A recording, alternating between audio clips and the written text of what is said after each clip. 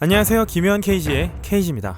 조커는 배트맨의 삶에서 벌어진 수없이 많은 비극에 대한 책임이 있는 인물이자 배트맨과 대립하는 가장 매력적인 악당이죠. 다크나이트의 히스레저가 조커 배역으로 사후에 오스카상을 수상한 뒤 10년이 지났고요. 수어사이드 스쿼드의 자레드 레토의 조커로부터는 3년이 흘렀습니다. 그리고 이제 우린 새로운 조커를 만나게 되기까지 약 2달여를 남겨두고 있죠. 영화 조커는 8월 31일에 베니스 국제영화제에서 첫 선을 보이고요. 9월에는 토론토 국제영화제에서 상영이 됩니다. 10월 초부터는 순차적인 전세계 개봉을 앞두고 있고요. 그리고 불과 몇 시간 전에 조커의 마지막 예고편이 공개되었습니다. 이 영화는 여러분도 아시다시피 배트맨의 숙적인 조커의 스포트라이트를 맞추고 어떻게 조커라는 인물이 태어났는지 그 기원을 그리고 있습니다. 이 영화는 아서 플렉이라는 남자가 미치광이 범죄자이자 살인마인 조커에 이르기까지 다양한 갈등이 있는 것을 보여주고 있습니다. 지금부터 저는 이 예고편을 철저하게 분석하고 이어서 좀 더 이 영화를 즐겁게 볼 수 있을 기획을 준비해봤습니다. 이 2분 44초의 예고편에 제가 알고 있는 모든 걸 전부 털어넣어보죠. 여러분이 기대하시는 영화 조커의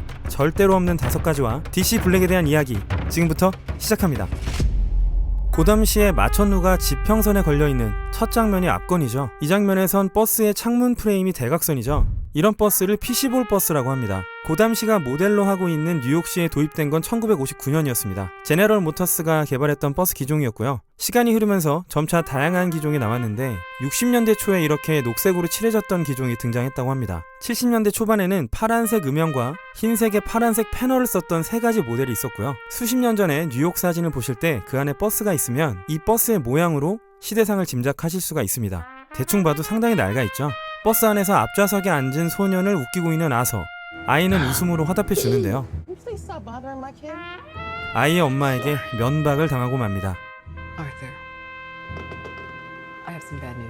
이 장면은 광대복장의 구두를 손질하는 듯 하죠. 분장실에서 나오자마자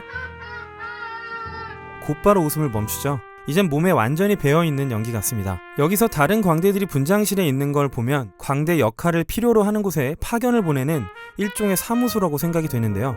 예전에 공개됐던 이 사진에는 이렇게 상호가 적혀 있습니다. 지난번 예고편 분석에서 말씀드렸던 사회복지사는 아서와의 상담의 끝을 알리고 You don't listen, do you? You just ask the same questions every week. How's your job? Are you having any negative thoughts? All I have are negative thoughts. 라고 말하죠. 의외로 이번 예고편은 많은 것을 보여주지 않습니다. 그 대신에 2가지의 특징을 갖고 있는데요. 조커는 이미 각본이 온라인에 사전 유출이 된 적이 있었습니다. 그래서 많은 팬들이 걱정하면서 이 예고편을 기다렸고요. 저 역시도 그랬는데요. 제가 이 예고편을 보고 확실하게 느낀 건요. 유출된 각본은 조커를 작업하는 초기 단계에서 유출된 것이고요. 실제로 이 예고편만 봐도 그 내용과는 많은 변화가 있다는 겁니다. 제가 그 대본의 내용을 공개하는 건 이 영화에 대한 큰 즐거움을 망치는 거기 때문에 내용을 굳이 공개하진 않겠습니다. 하지만 재즈비치의 인터뷰처럼 각본은 영화를 만드는 과정에서 수없이 즉흥적으로 수정이 됐고요. 분명히 유출됐던 각본에 없는 장면을 의도적으로 넣은 것처럼 보입니다. 그리고 이번 예고편은 지난 예고편에서 보여줬던 장면에 이어지는 일부나 사건의 다른 시점을 보여주고 있습니다. 이 말은 예고편의 테이크가 전부 영화 본편에서 나올 거라는 보장이 없다는 거죠. 어머니의 병실에 있는 아서, When I was a little boy and told people I was going to be a comedian, everyone laughed at me. TV에 나온 자신의 스탠딩 코미디를 보고 웃음을 짓는 아서. Well, no one's laughing now. Say that again, pal. 하지만 호스트의 조롱에 아서의 표정은 차갑게 식습니다. 여긴 범죄가 들끓는 살벌한 고담시 지하철의 플랫폼 풍경이죠. 조커는 가면을 쓰레기통에 버리고요. 지금 아서는 어디에 있는 걸까요? 텔레비전에 브루스 웨인의 아버지인 토마스 웨인이 나옵니다. 극 중에서 토마스 웨인은 고담시의 시장에 출마하게 되고요. We are all crown이라는 팻말을 든 사람이 나옵니다. 이 사람은 아서의 연인으로 등장하는 소피입니다. 아서는 점차 조커로 변해가는 중이고요. 정말 강렬한 장면이죠. My whole life, I didn't know if I 광대복장의 살인극 소식이 신문의 헤드라인을 장식하고 사람들은 광대 가면 뒤에 숨고 아서는 그들과 교감하죠. people are starting to notice. 소피와 아서의 키스신이 나오고요. 웃기냐고 묻는데 아서는 크게 웃고 병원을 뛰쳐나갑니다. 화가 난 토마스 웨인은 붐! 제가 이 시점에서 궁금한 건 조커가 영화 속에서 얼마나 맞느냐는 겁니다. 이어서 앰뷸런스와 경찰차의 충돌신이 나오고요. 이제 아서는 사라지고 조커가 남았습니다. 사람들은 광대 가면을 쓰고 고담의 치안을 어지럽힙니다. 형사들이 조커를 추격하는 것 같은데요. 지금 여기 바로 옆에 있는 사람도 가면을 들고 있습니다. 이 모든 게 조커의 계획이기 때문에 광분한 고담시의 광대들 앞에서 속수무책으로 당하고 맙니다. Murray, one small thing. Yeah. When you bring me out, can you introduce me as Joker? 여기 나오는 마크 마론이라는 배우는 여러분도 좀 생소하실 텐데요. 이번에 테드 마르코라는 인물로 등장을 합니다. 소화병동에서 춤을 추고 있는데 아서일 때 같아 보이죠? 그리고 여기선 쇼 호스트의 이름인 머레이 프랭클린이 보입니다. 이 장면에서는 저 뒤에 관람차를 주목해 주시기 바랍니다. 일을 저지르고 유유히 떠나는 조커, 화장실에서 허공을 보며 팔을 뻗는 아서, 아니 조커의 모습입니다. 자, 지금까지 영화 조커의 강렬한 마지막 예고편을 살펴봤는데요. 여기서 끝이 아닙니다. 지금부터가 진짜니까요. 이 영상을 끝까지 봐주시면 감사하겠습니다. 지금부터 영화 조커에 없는 5가지를 알려드립니다. 영화 조커에는 코믹스의 영향이 없습니다. 지난 7월 8일 엠파이어즈의 기사를 보시면 감독인 토드 필립스가 이 영화는 만화책의 어떠한 점도 따라가지 않는다. 우리는 조커 같은 사람이 어디서 왔는지에 대한 우리만의 버전을 만들어냈다라고 밝혔는데요. 많은 이들이 조커라는 캐릭터를 대부분 영화로 접해왔기 때문에 코믹스에서 조커가 어떻게 탄생하고 변천해왔는지 간단하게 짚고 넘어가 보죠. 조커의 모든 것은 1940년도로 거슬러 올라가 배트맨 에피소드 1에서 시작됩니다. 이 작품에서 조커는 천재적인 범죄자이자 순수한 살인자로 등장하는데요. 그 당시에 백만장자인 헨리 클라리치를 죽이고 다이아몬드를 훔치겠다고 미리 발표를 하는데 경찰이 보호하러 오자마자 헨리 클라리치를 시간에 딱 맞춰서 죽게 만듭니다. 심지어 웃으면서요. 이게 조커 베놈이라는 이름의 타임 릴리즈 독가스인데요. 희생자를 정해진 시간에 죽이는 치밀함을 보여주고 있습니다. 그 다음은 백만장자 제이 와일드를 목표로 했고요. 경찰이 들이닥치자마자 제이 와일드도 죽어버리죠. 그 다음에 다른 범죄자들도 점차 조커에게 관심을 갖게 되는데요. 깽두목인 브루트 넬슨은 조커와의 전쟁을 선포합니다. 조커는 브루트 넬슨을 치러 가지만 넬슨의 부하들이 매복하고 있었고 배트맨도 현장에 들이닥칩니다. 결국 조커는 넬슨마저 죽이고 배트맨과 전투를 벌이지만 배트맨은 조커를 놓치고 맙니다. 그 다음에는 한 수 더 떠서 판사를 죽이겠다고 공표를 하고요. 경찰들은 미리 판사를 보호하려고 저택에 쫙 깔리죠. 그렇지만 조커는 변장을 하면서 경찰을 사칭하고 결국 판사도 보내버립니다. 이런 점들은 크리스토퍼 놀란의 다크나이트에서 오마주 된 거였죠. 나중엔 미리 피해자의 집에 잠복했던 배트맨과 한판 붙게 되고요. 결국 잡혀서 감옥에 갑니다. 감옥에서 탈출한 조커는 배트맨과 또 한 번 맞붙고 칼로 배트맨을 담그려다가 배트맨이 피하자 스텝이 꼬여서 자기 칼에 찔려서 죽습니다. 원래 조커는 딱 이렇게 될 운명이었는데요. 당시의 편집장이었던 휘트니 엘스워스가 이 캐릭터에 잠재력이 있다고 여기고 추가 컷을 그려서 조커를 살아남게 했습니다. 그리고 1951년 디텍티브 코믹스 에피소드 168에선 처음으로 조커의 기원이 공개가 되는데요. 화학물질에 손상된 얼굴을 갖고 있고 트럼프 카드에서 자신의 이름을 따는 장면이 나옵니다. 이 설정은 팀버튼의 배트맨에서 조커의 설정과 비슷하죠. 1954년에는 코믹스 묘사를 검열하는 강력한 윤리 강령이 생기면서 조커는 시덥지 않은 캐릭터가 돼버립니다. 그리고 1970년대부터 점차 더욱 악의적이고 편집증적이며 정신병적인 살인마로 묘사되기 시작하면서 아주 다양한 버전들이 존재하게 된 거죠. 배트맨의 원작자인 밥 케인은 무성 영화인 웃는 남자에 출연한 배우였던 콘라드 베이트의 분장에 영감을 받아서 이 유례가 없는 캐릭터를 탄생시켰고요. 66년에 배트맨 더 무비에서는 세자르 로메로가 조커의 실사 버전을 처음 묘사했었고요. 특징은 바로 이 코스염이죠. 94년에 애니메이션판의 마크 해밀은 여기서 마크 해밀이 누군지 궁금하실 겁니다. 마크 해밀은 사실 우리 모두가 정말 잘 아는 배우죠. 바로 스타워즈에서 루크 스카이워커를 연기했던 바로 이분입니다. 애니메이션뿐만 아니라 게임인 아캄시티에서도 조커를 연기했고요. 조커를 은퇴한다고 했다가 아캄 나이트의 조커로 복귀, 킬링 조크의 애니메이션 버전에서도 조커를 맡았습니다. 두말할 나위가 없는 다크나이트의 히스레저와 아직은 좀 더 기회가 필요해 보이는 수어사이드 스쿼드의 자레드 레토, 시리즈물인 고담에서의 카메론 모나한까지 모습과 성격이 조금씩 차이를 두고 변천되어 왔습니다. 조커의 감독인 토드 필립스는 3년 동안 이 영화에 매달리면서 이런 말을 했습니다. 히어로 영화들은 어찌되었던 코믹스를 어떤 부분은 무조건 지향하고 있기 때문에 그런 점과 거리를 두면서 이 조커라는 영화를 많은 사람들이 보게 하는 건 아주 어려운 일이 될 거라고 말이죠. 그리고 영화 조커에는 배트맨이 등장하지 않습니다. 어린 브루스 웨인이 등장하는 장면이 예고편에는 있었는데요. 이 어린 브루스 웨인과 더불어서 알프레드도 등장을 합니다. 알프레드는 더글러스 호지라는 배우가 맡게 됐습니다. 이 사진을 보시면 브루스 웨인의 아빠인 토마스 웨인의 선거 포스터죠. 아직 토마스 웨인은 시장 출마를 하고 브루스 웨인은 어리기 때문에 배트맨은 이 시대에는 아직 존재하지 않는 것으로 볼 수 있겠죠. 과연 추후에 새로운 배트맨과 연결점을 고려한 포석이 있을지는 확실히 알 수는 없는데요. 아서 플렉의 나이상으로는 무리가 있을 거라는 의견과 나이가 많아도 소년이 30대가 되는 어떤 시점에서 늙은 조커와 영역이 겹칠 수도 있다는 의견이 있습니다. 새로운 배트맨 영화는 내년 1월부터 촬영을 하고요. 영화 조커처럼 새로운 배트맨도 DC 이후와는 관계가 없음을 밝혔습니다. 그렇기 때문에 지금까지는 일말의 가능성만 있는 상태라고 보시면 되겠죠. 그런데요. 이번 예고편 후반부에 뭔가 걸리는 점이 하나 있습니다. 이 극장 정면에서 영화 엑스칼리버의 포스터를 발견할 수가 있고요. DCU 영화인 던 오브 저스티스의 인트로를 보시면요, 웨인 가족의 뒤편으로 영화 제목이 보이실 겁니다. DC가 원한다면 배트맨과 연결할 수 있는 복선은 영화 내에 있다고 보여집니다.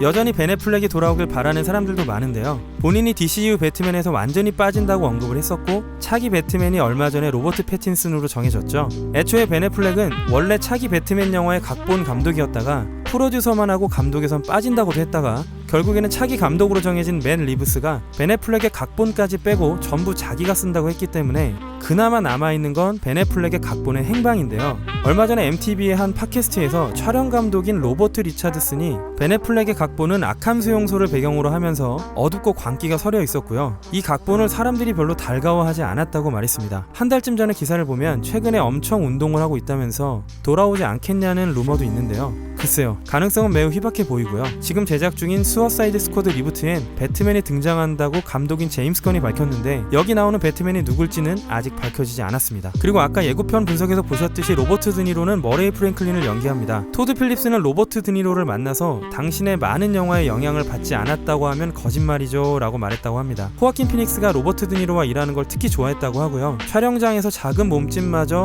인물을 놀랍고 생생하게 만들어내는 걸 보면서 연출자인 토드 필립스가 절로 숭배심이 드는 걸 억누르는 게 힘들었다고 말했습니다. 시리즈물인 아틀란타와 데드풀2의 재즈 비츠는 소피 듀몬드라는 캐릭터를 연기했는데요, 로어 이스트사이드에 거주하는 미혼모로 주인공 아서의 마음을 내내 사로잡는 역할을 한다고 합니다. 영화 조커는 그동안의 DCU 영화와도 연결점이 없습니다. 영화 제작자의 입장에서는 많은 유연성이 생길 수도 있다는 생각도 듭니다. 그렇지만 관객들이 이렇게 파편화되고 파생된 개별 영화들을 전부 따라가기도 어렵죠. 그동안 마블이 보여줬던 공식과도 확실하게 거리가 있습니다. 아무튼 지금 상황에서 DC는 이런 독립형을 선택하고 있는 셈입니다. 스파이더맨도 웹슈터가 생체적인 것과 기계적인 게 있듯이 리부트를 통한 버전 간의 차이점이 있었죠. 이런 리부트라는 건 확고하게 긴 시간을 들여서 이루어지게 됩니다. 그런데 DC 영화의 개별적 독립성이라는 건 이런 경우와는 조금 다를지도 모르겠습니다. 자레드 레토 버전의 조커의 솔로 영화가 나올 가능성이 아직 있는 상태에서 호아킨 피닉스를 보게 되는 거고요, 벤 애플렉의 잔상이 어느 정도 남아있는 상황에서 로버트 패틴슨 버전의 배트맨을 보게 되기 때문입니다. DC는 현실의 시간축을 기점으로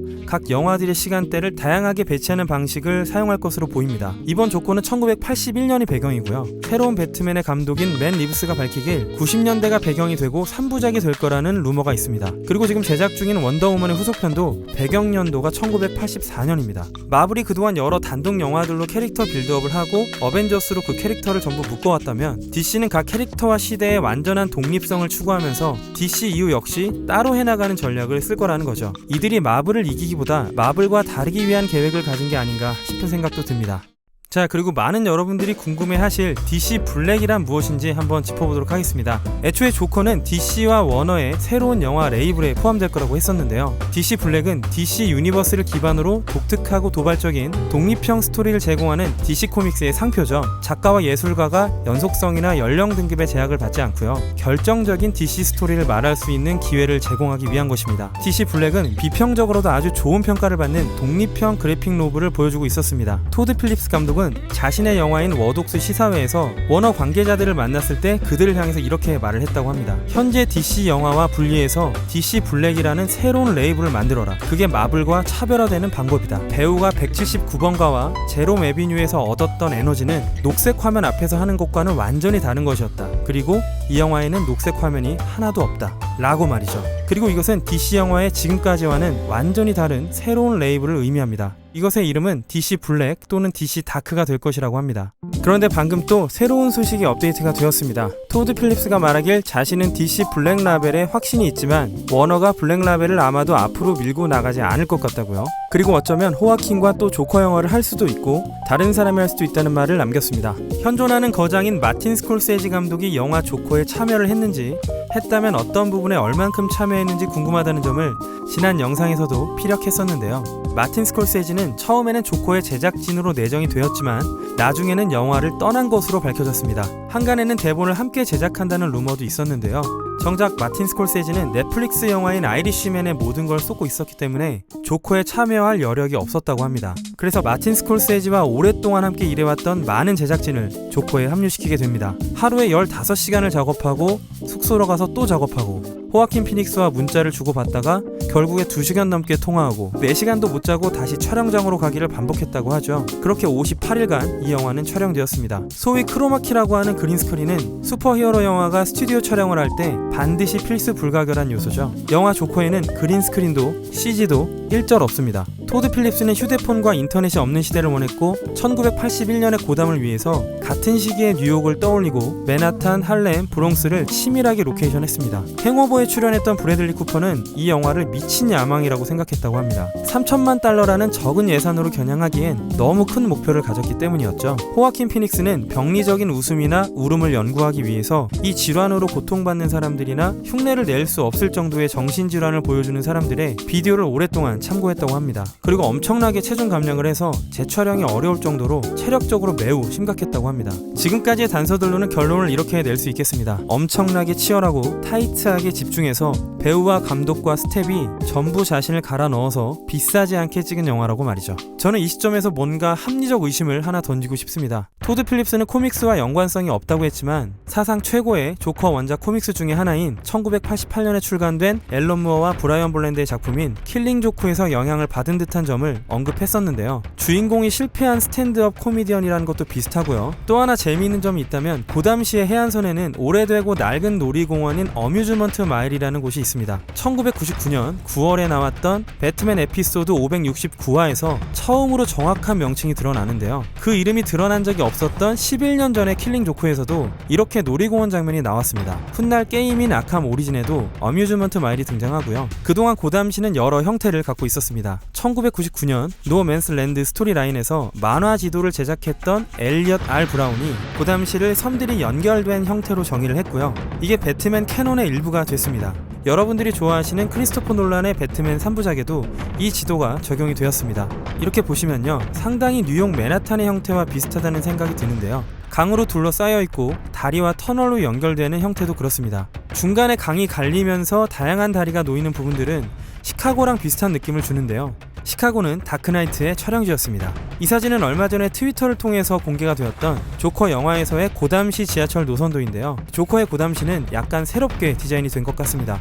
원래는 어뮤즈먼트 마일이 도시의 북쪽에 있는 설정인데 동쪽으로 위치가 바뀌었죠. 여기서 한 가지 재밌는 건 잭 스나이더 감독이 떠오르는 스나이더라는 역과 원작자인 밥 케인이 떠오르는 케인 카운티가 있다는 점이죠. 실제 뉴욕에는 브루클린 남부의 코니 아일랜드라는 곳이 있는데요. 제 개인적으로는 어뮤즈먼트 마일과 이 코니 아일랜드가 비슷하다는 생각이 듭니다. 그리고 조커 영화 촬영장에서 찍힌 사진을 하나 보시면 써있는 글귀가 보이시죠? 어뮤즈먼트 마일이라고 쓰여 있습니다. 영화 조커에는 원작처럼 어뮤즈먼트 마일이 등장하고 고담식 곳곳의 명칭이나 설정은 원작과 비슷하게 쓰이되 아까 보신 노선도처럼 새롭게 디자인되었다고 정리해볼 수 있겠습니다. 자, 지금부터는 몇 가지 정보들을 더 나눠보도록 할 텐데요. 이건 뉴욕 왼쪽에 있는 뉴저지의 지역 뉴스 기사인데요. 여기에 뉴워크라는 도시가 있습니다. 이 뉴워크의 시내에 번화가인 마켓 스트리트라는 곳이 있습니다. 이 마켓 스트리트의 건물 외관을요, 1980년대 고담처럼 보이게 통째로 바꿔놨습니다.